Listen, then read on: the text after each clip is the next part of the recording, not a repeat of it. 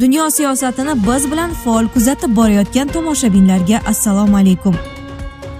Eron AQSh to'qnashuvi yangi bosqichda. Arofiy sionistlar davri tugaydi dedi. Isroil shaharlari zarba ostida. Dubay vahimada. Eron zarbalari fonida Muhammad bin Rashid Al Maktum davrining eng og'ir kechasi. AQSh amerikaliklarning o'limi uchun qasos oladi. Tramp. Dushmanlarni umidsizlikka tushiramiz. Pezeshkion xalqqa murojaat qildi. Britaniya Eronga qarshi strategik front ochdimi? Starmerning eng keskin bayonoti. Eron, AQSh va Isroil urushi ochiq harbiy to'qnashuv bosqichiga kirib, mojaro endi nazorat qilinadigan eskalatsiya chegarasidan chiqib ketdi. Bir necha soat ichida sodir bo'lgan voqealar front chizig'i kengayib, raketa, dron va ballistik zarbalar bir vaqtning o'zida bir nechta davlat hududida amalga oshirilayotganini ko'rsatdi. Harbiy signal aniq, tomonlar ortga qaytish emas, balki bosimni maksimal darajaga yetkazish yo'lini tanlamoqda. Eron diniy doiralari ham bevosita urush ritorikasiga qo'shildi. Oyatulloh Ali Rizo Arofiy ijtimoiy tarmoqlarda joylashtirilgan video murojaatida Isroilga tungi zarba berilishiga ochiq ishora qildi. Oradan ko'p o'tmay uning tahdid amaliy harakatlarga aylandi. Eron Isroil hududiga qarata kamida 37 ta raketa uchirdi. Zarbalarning eng og'iri Quddus yaqinidagi Bayt Shemesh shahriga to'g'ri keldi. Ballistik raketalar turar joy hududlariga urilib, binolar vayron bo'ldi. Boshpanalardan biri to'g'ridan-to'g'ri zarba ostida qoldi. So'nggi ma'lumotlarga ko'ra, undan ortiq odam jarohat olgan. Shahar infratuzilmasi jiddiy zarar ko'rgan. Quddus atrofida portlashlar ketma-ketligi Isroil havo mudofaasi tizimlari maksimal rejimda ishlayotganini ko'rsatadi. Eron zarbalari faqat Isroil bilan cheklanib qolmadi. Hayfa port shahri nishonga olindi. Oradan bir necha daqiqa o'tib, Tel Aviv yana raketa hujumiga uchradi. Shahar osmonida tutib qoluvchi raketalar portlashi, sirenalar va ketma-ket zarbalar urushning intensiv fazaga o'tganini tasdiqladi. Zarbalardan keyingi Quddus manzarasi vayron bo'lgan uylar, yonayotgan avtomobillar va favqulodda xizmatlarning uzluksiz harakati bilan tavsiflanmoqda. Tehron harbiy rahbariyati ham ortga chekinish niyati yo'qligini ochiq bildirdi. Eron qurolli kuchlarining eng yuqori operativ shtabi mamlakat hech qachon Amerika bosimi oldida tiz cho'kmasligini e'lon qildi. Bu bayonot urush endi mudofaa operatsiyasi emas, balki strategik qarshilik doktrinasi asosida olib borilayotganini anglatadi. Shu bilan birga mojaro yana bir frontga kengaydi. Eron dronlari Iroqning Erbil shahrida joylashgan AQSh harbiy bazasidagi o'q-dorilar omboriga kelib tushdi. Kuchli ikkilamchi portlashlar va yirik yong'in kuzatilgani haqida xabar berildi. Bu hujum AQSh harbiy infratuzilmasiga to'g'ridan-to'g'ri zarba sifatida baholanmoqda va Washingtonning javob operatsiyalari ehtimolini keskin oshirdi. Dengiz frontida ham vaziyat keskinlashdi. Ummon ko'rfazida harakatlanayotgan Slide neft tankerida Eron hujumi ortidan yong'in yuzaga kelgani ma'lum qilindi. Energetika yo'laklarining nishonga olinishi urush endi iqtisodiy zarba strategiyasiga ham o'tayotganini anglatadi. Bu global neft bozori va dengiz savdosiga bevosita tahdid demakdir. Eron Milliy xavfsizlik kengashi kotibi Ali Larijoni mintaqa davlatlariga murojaat qilib, zarbalar sababi haqida izoh berdi. Uning so'zlariga ko'ra, Eron boshqa davlatlarga qarshi urush boshlamoqchi emas, biroq AQSh kuchlari joylashgan har qanday baza avtomatik ravishda nishonga aylanadi. Larijoni bu bazalarni joylashgan davlat hududi emas, balki Amerika tuprog'i deb atadi. Bu bayonot amalda butun mintaqadagi AQSh harbiy obyektlari endi potensial frontga aylanganini bildiradi. Ayni paytda yangi diniy yetakchi sifatida maydonga chiqayotgan Oyatulloh Arofiy yanada keskin tahdid bilan chiqib, bugun kechqurun dunyo sionistlar takabburligining tugashiga guvoh bo'lishini aytdi. Harbiy operatsiyalar bilan birga diniy ideologik ritorikaning kuchayishi urushni faqat geosiyosiy emas, balki mafkuraviy qarama-qarshilik darajasiga olib chiqmoqda. Erkaklar, e'tibor qiling. Agar sizni tez-tez peshob kelishi yoki pastki qorin sohasidagi noqulay og'riqlar bezovta qilayotgan bo'lsa, yechim mavjud. Sedanachi Muxtor milliy brendidan Prastamix. Turkiyalik tajribali urolog Yunus Tur tavsiyasiga asoslangan ushbu mahsulot Turkiya an'analari va zamonaviy yondashuv uyg'unligida ishlab chiqilgan. Tarkibida 17 xil shifobaxsh giyohdan iborat kuchli formula jamlangan bo'lib, ISO va halol sertifikatlariga ega. Sog'likni ertaga qoldirmang. Hoziroq qo'ng'iroq qiling. Prastamixni tanlang. O'zingizga bo'lgan ishonchni qaytaring. Dubay vahimada. Eron zarbalari fonida Muhammad bin Rashid Al Maktum davrining eng og'ir kechasi. Dubayda vaziyat keskin o'zgardi. Ijtimoiy tarmoqlarda tarqalgan videolarda oziq-ovqat do'konlari javonlari bo'shab borayotgani, odamlar zarur mahsulotlarni ommaviy ravishda sotib olayotgani aks etmoqda. Xaridorlar tanqislik sababi aniq emasligini aytmoqda. Ayrimlar bunga Ramazon kunlari, boshqalar esa davom etayotgan otishmalar va xavfsizlik xavotirlari sabab bo'layotganini taxmin qilmoqda. Ammo bir narsa aniq, aholi urush uzoq davom etishi mumkin degan qo'rquv bilan zaxira to'play boshlagan. Shahar xavfsizlik rejimiga o'tdi. Mahalliy tashkilotlarga, xodimlarga vaqtinchalik ta'til berish, imkon qadar ochiq joylarda harakatlanmaslik tavsiya etildi. Norasmiy ma'lumotlarga ko'ra, ayrim mehmonxonalarda turistlar xavfsizlik sabab boshqa hududlarga ko'chirila boshlagan. Bir necha yil davomida dunyoning eng xavfsiz metropollaridan biri sifatida tanilgan Dubay endi urush xavfini real his qilayotgan shaharga aylandi.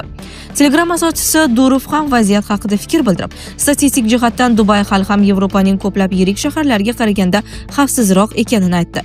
Biroq uning bu bayonoti ham yangi haqiqatni yashira olmadi. Raketa va dronlar tahdidi ostida qolgan shahar endi mutlaq xavfsizlik ramzi bo'lib qolmayapti. Harbiy zarbalar Birlashgan Arab Amirliklarining boshqa hududlariga ham yetib bordi. Sharjada savdo markaziga dron hujumi oqibatida yong'in kelib chiqdi. Binoda odamlar qolib ketgani ehtimoli haqida xavotirlar bildirilmoqda. Bu hodisa urushning fuqarolik infratuzilmasiga ham tobora ko'proq ta'sir ko'rsatayotganini anglatadi. Abu Dabida esa Eron tomonidan uchirilgan raketalarning qoldiqlari turar joy hududlariga tushgani xabar qilindi. Portlashlar ortidan vahima kuchayib, aholining bir qismi boshpanalarga yo'nalgan. Shuningdek, strategik ahamiyatga ega bo'lgan Zayed port ham zarba ostida qolgani haqida ma'lumotlar paydo bo'ldi. Bu port mintaqaning savdo va logistika markazlaridan biri bo'lgani sabab hujum iqtisodiy front ham ochilganini ko'rsatmoqda. Shu tariqa mojaro yangi ko'rinishga ega bo'ldi. Endi urush faqat harbiylar o'rtasidagi to'qnashuv emas, balki yirik iqtisodiy markazlar, turizm hududlari va oddiy fuqarolar hayotiga bevosita ta'sir qilayotgan keng qamrovli inqirozga aylandi. Fors ko'rfazi osmonida uchayotgan dronlar va tutib qoluvchi raketalar global savdo yo'llari, energetika xavfsizligi va xalqaro iqtisodiy tizimni xavf ostiga qo'ymoqda. Bugungi voqealar shuni ko'rsatadiki, Yaqin Sharqdagi urush geografik jihatdan kengayishda davom etmoqda. Kecha front chizig'i faqat bir necha davlat bilan chegaralangan bo'lsa, bugun u butun mintaqani qamrab olmoqda. Eng xavotirli tomoni esa mojaro hali eng yuqori nuqtasiga yetgani yo'qdek ko'rinmoqda. Har bir yangi zarba, har bir evakuatsiya va har bir bo'shab borayotgan do'kon javoni urush endi odamlarning kundalik hayotiga to'liq kirib kelganini anglatmoqda. AQSh amerikaliklarning o'limi uchun qasos oladi. Tramp. AQSh prezidenti Donald Tramp amerikalik harbiylarning halok bo'lishidan so'ng Oq uyda keskin murojaat bilan chiqib, Qo'shma Shtatlar o'z fuqarolarining o'limini javobsiz qoldirmasligini ma'lum qildi. Uning bayonotiga ko'ra, AQSh va ittifoqchi davlatlar Epic g'azab deb nomlangan keng ko'lamli harbiy operatsiyani boshlagan bo'lib, u zamonaviy harbiy tarixdagi eng kuchli zarbalardan biri sifatida baholanmoqda. Operatsiya doirasida yuzlab strategik nishonlar, jumladan Eronning havo hujumidan mudofaa tizimlari, dengizdagi 9 ta harbiy kema hamda Islom inqilobi qo'riqchilari korpusi bilan bog'liq obyektlarga yuqori aniqlikdagi zarbalar berilgani ta'kidlandi. Prezidentning so'zlariga ko'ra, bu operatsiya yakuniy maqsadlar to'liq bajarilmaguncha davom etadi va AQSh harbiy kuchlari zarbalarni kengaytirishga tayyor turibdi. Avvalroq Pentagon 3 nafar amerikalik askarning halok bo'lganini tasdiqlagan edi. Tramp ular vatan uchun jon bergan haqiqiy qahramonlar ekanini aytib, ehtimoliy yangi yo'qotishlar xavfi mavjud bo'lsa-da, harbiylar buni minimallashtirish uchun barcha choralarni ko'rayotganini bildirdi hamda ularning qoni albatta javobsiz qolmasligini urg'uladi. Murojaatda Eronning yadroviy qurolga ega bo'lishi ehtimoli AQSh milliy xavfsizligi uchun bevosita tahdid sifatida ko'rsatildi va Washington bunga hech qachon yo'l qo'ymasligini qat'iy ta'kidladi. Tramp Eron rahbariyatini yarim asr davomida Amerikaga qarshi dushmanlik siyosatini olib borganlikda ayblab, Tehronni dunyodagi eng yirik terrorizm homiylaridan biri deb atadi. Qo'shma Shtatlar har qanday tahdidga javob qaytarish uchun yetarli harbiy va siyosiy kuchga ekanini bildirdi. Shu bilan birga u Islom inqilobi qo'riqchilari korpusi va Eron xavfsizlik tuzilmalariga murojaat qilib, qurolni tashlash va qarshilikni to'xtatishga chaqirdi. Aks holda ularga nisbatan yanada og'ir zarbalar berilishi va bu jarayon halokatli oqibatlarga olib kelishi mumkinligi haqida ogohlantirdi. Dushmanlarni umidsizlikka tushiramiz. Pezeshkion xalqqa murojaat qildi. Eron prezidenti Masud Pezeshkian AQSh-Isroil hujumlaridan keyin ilk bor jamoatchilik oldiga chiqib, davlat televideniyasi orqali video murojaat bilan chiqish qildi. Murojaatda u mamlakatda tuzilgan 3 a'zolik muvaqqat rahbarlar kengashi bugundan boshlab o'z vazifalarini rasman bajarishni boshlaganini ma'lum qildi. Ushbu kengash oliy rahbar vakolatlarini yangi rahbar saylanguniga qadar amalga oshiradi. Pezeshkian o'z chiqishida Eron armiyasi AQSh va Isroil tomonidan amalga oshirilgan hujumlarga javob qaytarishda davom etishini ta'kidladi. U mamlakat xavfsizligi va suverenitetini himoya qilish davlatning ustuvor vazifasi ekanini qayd etdi.